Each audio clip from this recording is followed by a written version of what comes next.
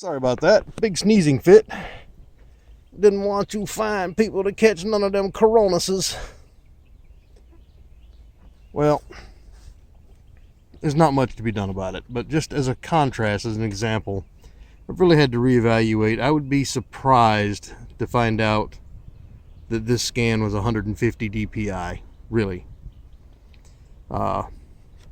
Just as a contrast, this is something I printed a couple of months ago off a 600 DPI scan. No, 600 DPI is not a great scan. I am no expert at all in graphics or printing or images, but I have learned a lot about it because I do a lot of this just for fun, and I've talked to a lot of people that actually know what they're doing. They do it for a living, and I have been told by the majority of them that you don't want to print anything that's less than 600 DPI, which is why I try to save in 1200 DPI. This was a 600 DPI. Now, look how close you can get to this and not really see pixelation. There we go. Right there. The point, it's close enough to my face I couldn't read it if I wanted to. I can see pixelation in the artwork itself. Now keep in mind that this is printed on, you know, one of those all-in-one printers. It's not a good printer at all. This is just something I kind of bashed out just to see how it would look, how it would work. You can see a little bit of pixelation right there on the line between the gold color and the reddish brown color there. You can really, if we can get it to focus, Mark Williams' signature. We can zoom right in on that if we wanted to.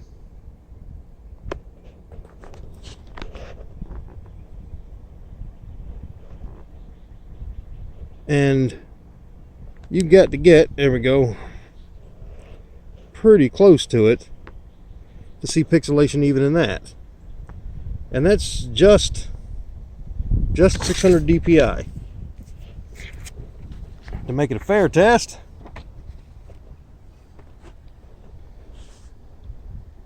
you can see the text on this. Again, this was just printed on cheap cardstock.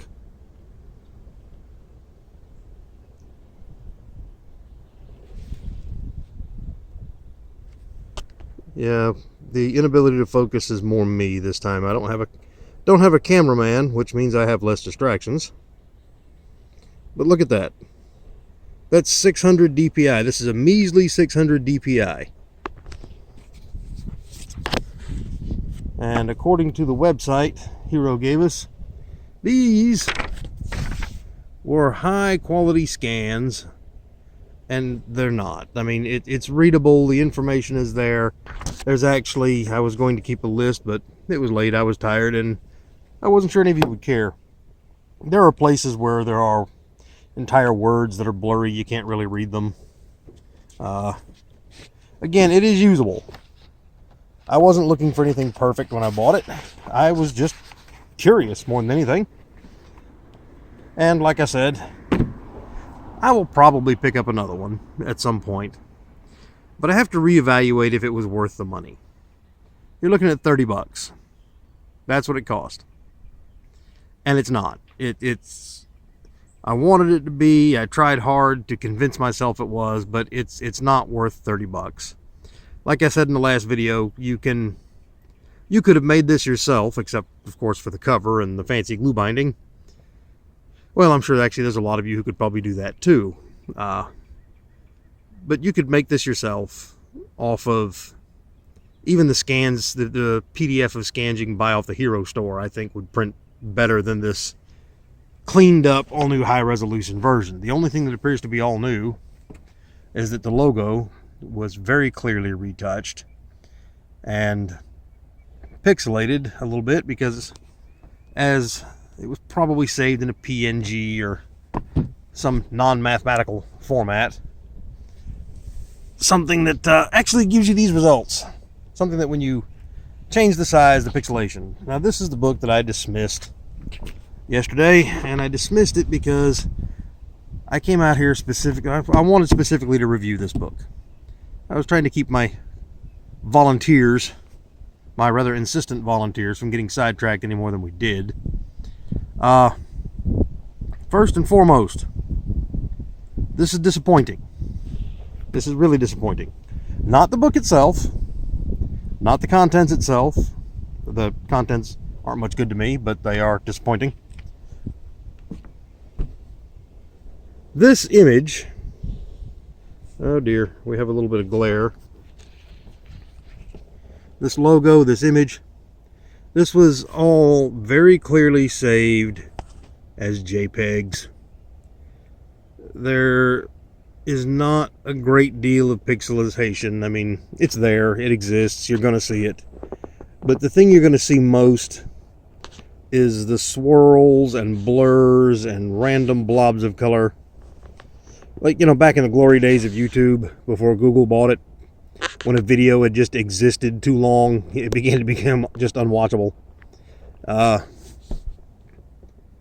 You know what JPEGs do, and it's not even over time.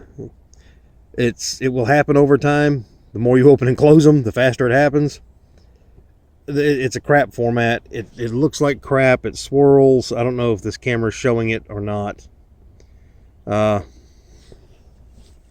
Here, right here, this is some of the stock art that Hero lets you use to make your submissions to them, your products. What is it? Hall of Champions, Hall of Heroes. I don't know if it shows there, but there is so much orange blurs and blobs just swimming around here and swimming all through this yellow. The orange has yellow swimming all through it. It's the image is degraded so badly that it's embarrassing. Not for Christopher Hackler. He had nothing to do with this. This is what they gave him to use. These images are terrible. I mean, if they want the submission stuff to be high production value, you need some vector images. You need something that scales up and down, stays clean. Now on to the book itself. I am sure that Mr. Hackler probably had a hand in picking the layout. He did a good job of staying with the 6th edition look. The hex and some bizarre sort of thing. Presumably T for templates, or whatever these little circles are. Maybe they're reminiscent of that Michelangelo thing with the 8-limbed man. I have no idea. It's not his fault that the 6th edition Hero runs with the most ungodly, boring cover themes ever conceived by the mind of man.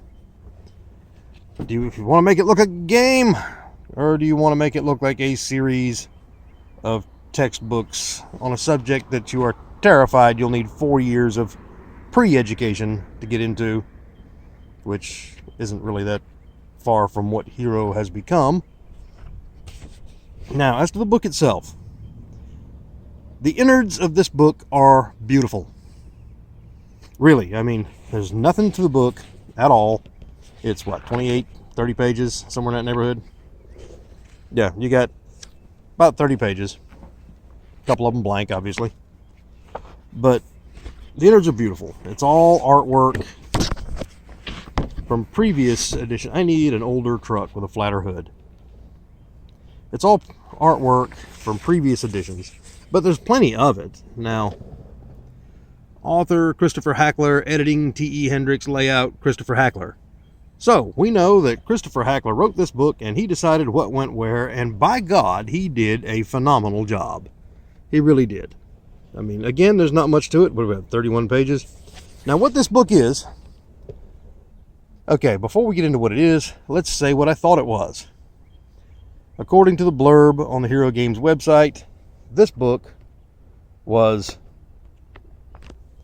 a useful thing of templates, whatever templates might be useful for to you, But it was a useful thing of templates that says, hey, or the little blurbs that, if you want to know how to make this kind of a power or this kind of a character, you can take a template, drop it. I'm going to say drop it on your paper because I have seen all the discussions and such related to that hero designer thing. There's no way in hell I am ever going to use that. Well, I mean, I don't really want to go back to college just to learn how to use one piece of software related to what is essentially an intellectual toy. It's a game. I want to have fun. I don't want to get another degree. I am too old. Now, back to the layout, or what this is supposed to be. It was supposed to be, or was advertised as, essentially blocks of builds and such you could drop on to your characters. And I thought, oh, okay, well, just like that Champions Book of Powers, whatever it was called, something else that I bought because, I want to support hero games. My God, I've been doing it since the beginning. Had no interest in it because I just don't like the way builds get crazier and more bizarre and more ticky in the newer editions. So I didn't really think this would be a lot of use to me, but I wanted to let Hero Games make $1, support anybody that I could that wanted to make stuff for Hero Games, because, well, we've seen what happens, and nothing against Steve, he's doing a great job, but we've seen what happens when one guy makes all the stuff. It all develops a very certain flavor, and I'd like to see that change. I'd like to see lots of different attitudes, lots of different options. I'd like to see, Zombie Hero rise back from the grave. But the art looks good. You can see from the list of characters, and these are, make no mistake, these are not templates as I thought they would be. These are full-fledged characters. The only thing you're going to be doing is adding a power or two to them to make them different from the full-fledged characters in these books. And maybe changing the names. You have Acrobatic Ape Man, Arachnid Guy with experience. You have Blind Street Avenger, Dragon Familiar, Fabulous Gal, Feral Fighter, Fiery Teenager, blah, blah, blah, blah. Basically what you have in here is the X-Men, the Fantastic Four, and Spider-Man, okay? There's a few others here and there, but let's not get away from the fact that you have, that's who these people are.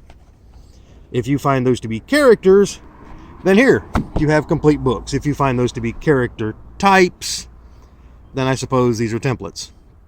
If you want, now it's real simple to make these a character. All you have to do is basically change the name and boom, full character. Again, I don't want to show off too much intellectual property. What I wanted to show off was the layout. Nice, crisp, easy to read. It's a different font, so you know you're looking at something different. Little bit of pixelization in the introduction, but by God, you can find less pixelization in that entire word than you will find in any one font anywhere in this entire work. So, Acrobatic Ape Man, and that's the art he's chosen for that. Working out in his practice room. That's an X-Men thing, I forget what they're called.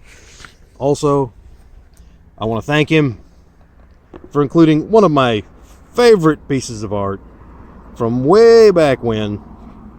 It's a Mark Williams piece. I know I'm the only guy that likes him, but I love that piece right there. I absolutely love it. And I really enjoyed seeing it right next to Arachnid Guy.